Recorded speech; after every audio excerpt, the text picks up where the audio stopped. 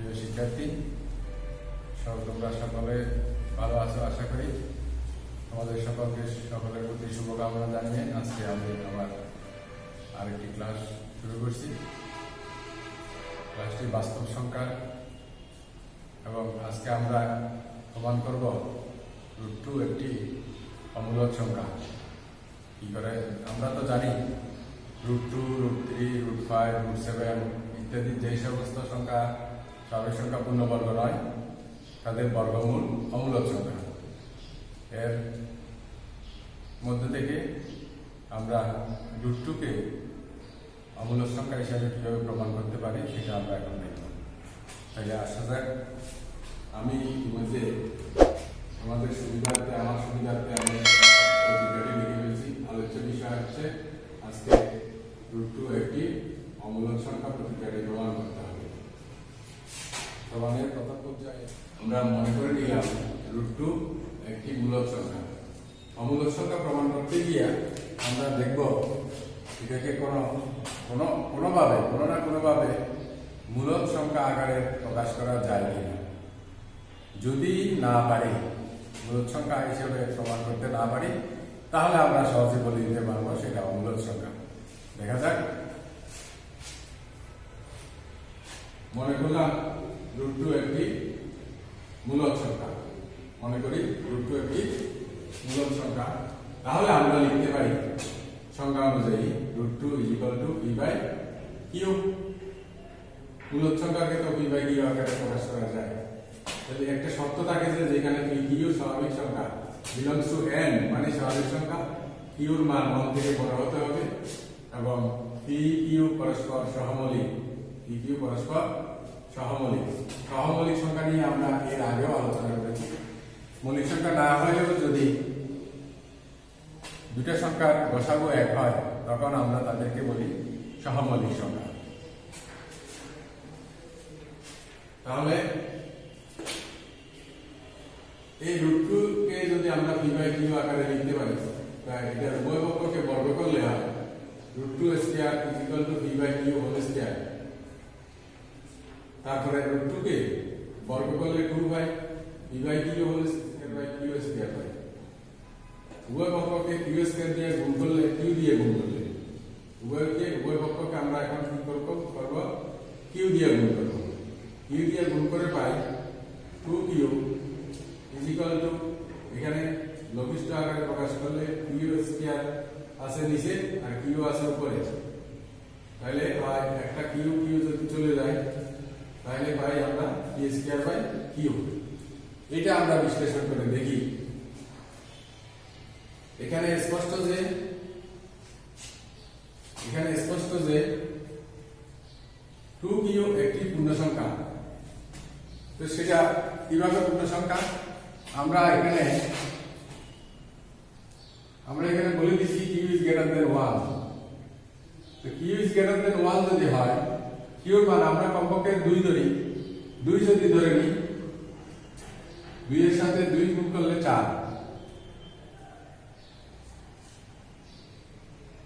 আর এইটা p এবং q যেহেতু পরস্পর সহমৌলিক, এদের ভাগফল অবশ্যই ভগ্নাংশ হবে। পূর্ণ সংখ্যায় পাবো না। তাহলে বুঝা যাচ্ছে কি 2q একটি পূর্ণ সংখ্যা, কিন্তু p²/q পূর্ণ সংখ্যা নয়। আমরা এটাকে ভাগ করলে দশমিক ভগ্নাংশে চলে যাবে, পূর্ণ সংখ্যা পাবো না। তাহলে p²/q পূর্ণ সংখ্যা নয়। কারণটা হচ্ছে p/q সহমৌলিক, p/q belongs to n, এরা সহমৌলিক। আর হচ্ছে q is greater than 1। সেই কারণে দেখতে পাচ্ছি আমরা √2q একটি পূর্ণ সংখ্যা, কিন্তু p²/q পূর্ণ সংখ্যা নয়। যদি তাই হয়, পূর্ণ সংখ্যা এবং আরেকটা পূর্ণ সংখ্যা না হলে আমরা কখনো দুইটাকে সমান লিখতে পারি না। তাহলে সেই দৃষ্টিকোণ থেকে আমরা কি করব? পেলাম কি 2q is equal to p²/q। যদি তাই হয়, সুতরাং রুট টু কে পি বাই কিউ আকারে প্রকাশ করা যায় না। রুট টু কে পি বাই কিউ আকারে প্রকাশ করা যায় না বলে আমরা পেলাম কি 2q is not equal to p square by q। অর্থাৎ তাহলে আমরা দেখতে পাচ্ছি রুট টু কে পি বাই কিউ আকারে প্রকাশ করা যায় না, না গেলে root two is not equal to p by q। আমরা প্রথমেই এখানে দেখছিলাম, চেষ্টা করতে চেয়েছিলাম যে root two is equal to p by q মূলদ সংখ্যা ধরে। অবশেষে পেলাম কি কোনোভাবেই রুট টু কে p by q আকারে প্রকাশ করা যায় না, অর্থাৎ root two is not equal to p by q। যেহেতু root two is not equal to p by q হবে মূলদ হতো, তাহলে যেহেতু সমান নয় তাহলে আমরা লিখতে পারি রুট টু একটি অমূলদ সংখ্যা। তাহলে শিক্ষার্থী বন্ধুগণ, তোমাদের নিশ্চয় অসুবিধা হবে না বুঝতে, আস্তে আস্তে বুঝতে চেষ্টা করবে। এটা পরে তোমরা একটা কাজ করবে, এরকম আরো সংখ্যা আছে, যেমন root 3, root 5, root 7 and so on ইত্যাদি।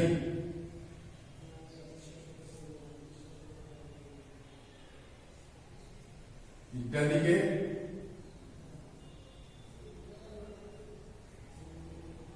অমূলদ সংখ্যা হিসেবে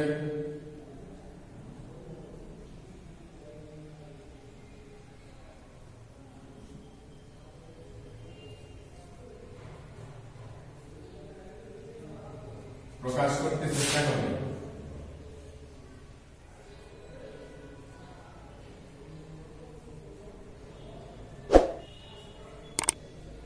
এখন আমরা দেখব আরেকটা জিনিস প্রমাণ করব। ক্রমান্বয়ে 4টি স্বাভাবিক সংখ্যার গুণফলের সাথে 1 যোগ করলে যোগফল পূর্ণবর্গ কি করে পাওয়া যায়, পূর্ণবর্গ সংখ্যা কি করে পাওয়া যায়, সেই জিনিসটা আমরা এখন প্রমাণ করতে চেষ্টা করব। তাহলে এটা আমরা আমাদের আলোচনা শেষ, এটা বুঝে দিলাম।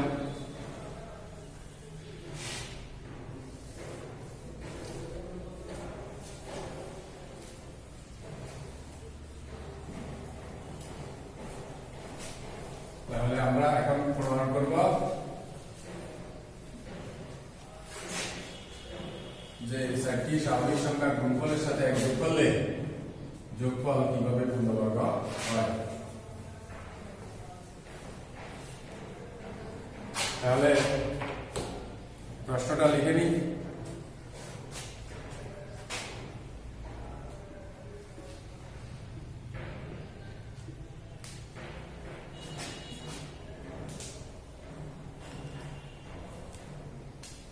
যে কোনো ক্রমিক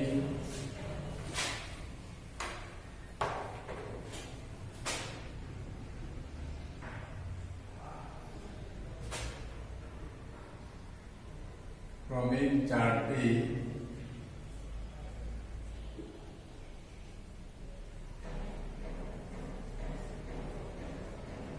স্বাভাবিক সংখ্যার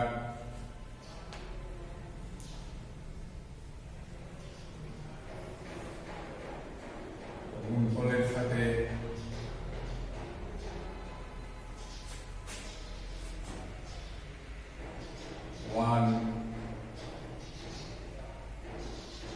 যোগ করলে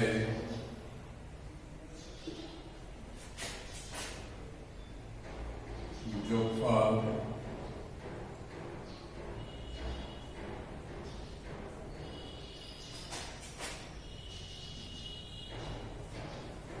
একটি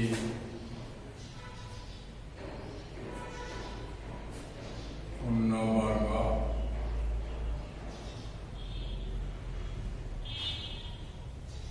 সংখ্যা হবে।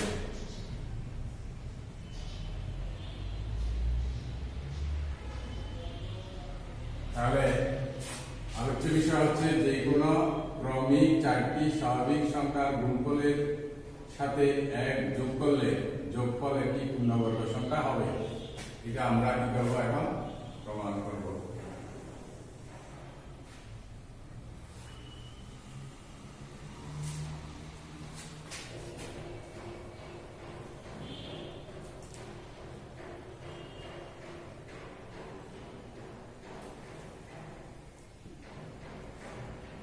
মনে করি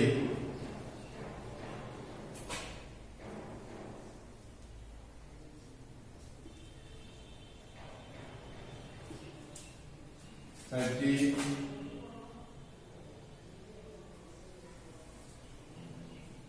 ক্রমিক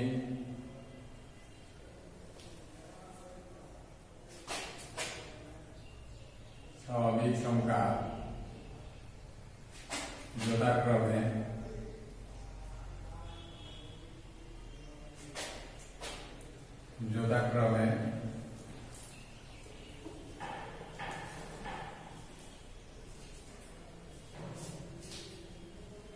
x, x plus 1, x plus 2, x plus 3।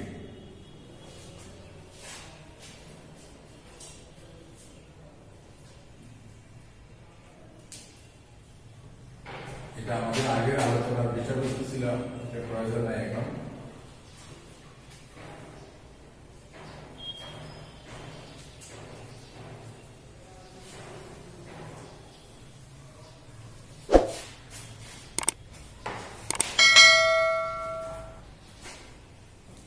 তাহলে এদের গুণফলের সাথে 1 যোগ করলে পাই।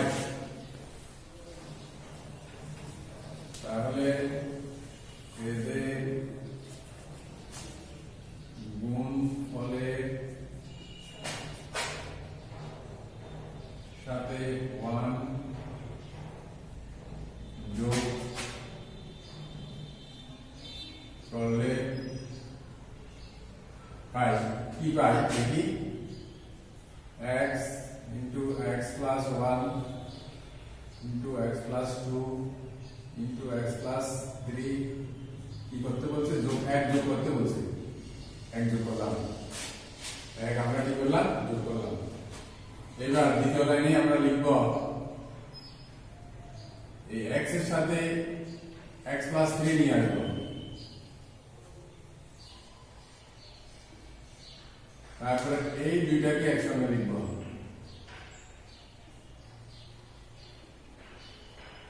তারপরে প্লাস 1, এই দুইটার গুণফলটা x স্কয়ার প্লাস 3x একটা করলাম, আর এই দুইটার গুণফলকে একসাথে লিখব, x square plus 3x plus 2। তোমরা তো গুণ করতে জানো, রাশি গুণ করতে জানো না? x স্কয়ার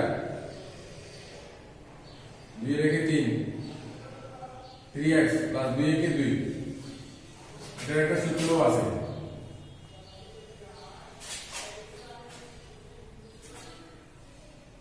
তাহলে এই অংশটা আর এই অংশটা মিল আছে, এটাকে আমরা y ধরতে পারি, y into y plus 2 plus 1 semicolon x square plus 3x is equal to y ধরে। বুঝার সুবিধার্থে আমরা এই কাজটা করলাম। এইবার গুণ করে দিই, y square plus 2y plus 1 পেলাম।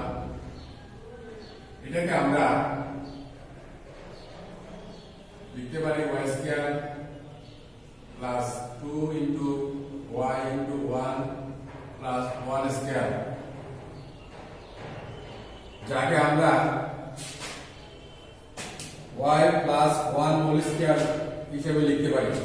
এটা কি ফর্ম হলো, a square মনে করি যে এটাকে যদি আমরা a মনে করি, a square plus 2ab plus b square তাহলে a প্লাস b হোল স্কয়ারের সূত্রের আকার ধারণ করব।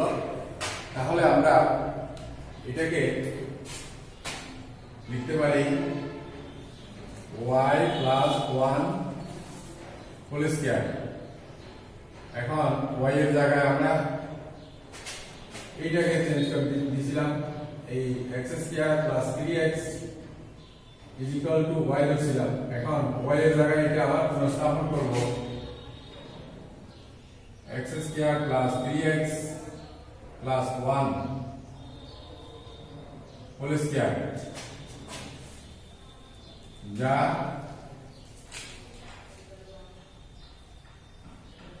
একটি পূর্ণ বর্গ সংখ্যা, যা একটা পূর্ণবর্গ সংখ্যা। আমাদের কথা ছিল যে কোনো ক্রমিক চারটি স্বাভাবিক সংখ্যার গুণফলের সাথে এক যোগ করলে যোগফল পূর্ণবর্গ সংখ্যা হবে। তাহলে আমরা চারটা ক্রমিক সংখ্যা ধরে নিয়েছিলাম। যেহেতু ক্রমিক সংখ্যাগুলোর সাধারণ নিয়ম হচ্ছে কি, যে কোনো জায়গা থেকে তুমি একটা ক্রমিক সংখ্যা ধরো, এক পর প্রত্যেকটাতে একটা এক এক করে বেড়ে যাবে। সেই দৃষ্টিকোণ থেকে আমরা কি করছি, প্রথমটাকে x ধরছি, তারপরটা x প্লাস 1, তারপরটা x প্লাস 2, তারপরটা x প্লাস 3, প্রত্যেকটাতে আর আগেরটা থেকে এক এক করে বেশি আছে। এরকম চারটা সংখ্যা নিয়েছি। এরপর এদের গুণফলের সাথে এক যোগ করলে পাই আমরা, এদের গুণফল আকারে লিখলাম, লেখার পরে এক যোগ করলাম, এক যোগ করে এটার সাথে এটা নিয়ে আসলাম, এই দুটো একসঙ্গে গুণ করলাম, যোগ 1, এই দুটোর গুণফলকে এখানে লিখলাম, এই দুটোর গুণফলকে এখানে লিখলাম, প্লাস 1। এইটাকে এই অংশ আর এই অংশ যেহেতু মিল আছে, আমরা বোঝার সুবিধার্থে এটাকে y দ্বারা ট্রান্সফার করছি, y দ্বারা y এর মাধ্যমে প্রতিস্থাপন করছি। এটাকে y বলে y into y plus 2 plus 1 গুণ করে দিলাম, y স্কয়ার 2y প্লাস 1। এটাকে আমরা প্লাস b হোল স্কয়ারের সূত্রের আকার করলাম, y square plus 2y into 1 plus 1 square, যার ফলে এটাকে আমরা y প্লাস 1 হোল স্কয়ার লিখতে পারছি। এখন y এর জায়গায় আবার y কে যার মাধ্যমে প্রতিস্থাপন করছিলাম, এখন এর পরিবর্তে y লিখছিলাম, এখন y এর পরিবর্তে এটাকে আমরা পুনঃস্থাপন করব। পুনঃস্থাপন করে পেলাম কি, x square plus 3x plus 1 whole square. Bracket দিয়ে এটা যখন পুরোটার উপর বর্গ আছে, তাইলে এটা একটা পূর্ণবর্গ সংখ্যা হিসেবে আমরা প্রমাণ করলাম। একটা ছোট্ট একটা উদাহরণ দেই, যে কোনো চারটা 1 2 3 4 যোগ 1 গুণ করলে কি হয় আমরা দেখি, 2 কে 2, 3 দুগুণে 6, 4 × 24 যোগ 1 কত পেলাম 25। 25 কে আমরা 5 স্কয়ার লিখতে পারি। তাইলে 25 একটা পূর্ণবর্গ সংখ্যা। এভাবে তোমরাও চেষ্টা করবে। আজকে আমার আলোচনা এই পর্যন্ত রইল। তোমাদের সুস্বাস্থ্য ও সুন্দর জীবন কামনা করে আমার আজকের ক্লাস এখানে সমাপ্ত করলাম। ভালো থাকো সবাই।